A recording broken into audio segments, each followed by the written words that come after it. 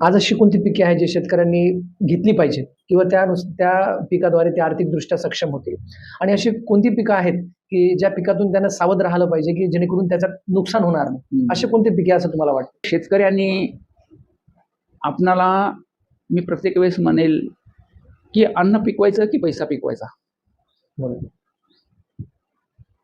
हा पहिला प्रश्न राहील माझा शेतकऱ्यासाठी, की हा विचार करावा. शेतकऱ्यांनी हंगाम चालू होण्याच्या अगोदर किमान 1 महिना तरी अगोदर या गोष्टीकडे विचारपूर्वक लक्ष ठेवावं आणि घरच्या परिवारासोबत किंवा आपल्यासोबत जे काही मित्रमंडळी शेतकरी आहेत त्यांच्यासोबत चर्चा करावी की आपल्याला काय करायला पाहिजे, जेणेकरून आपल्याला शेतीमधून पैसाच मिळेल आणि खायापुरतं अन्न मिळेल. बरोबर. हा विचार जोपर्यंत शेतकऱ्यासमोर येणार नाही तोपर्यंत हे प्रश्नच राहतील.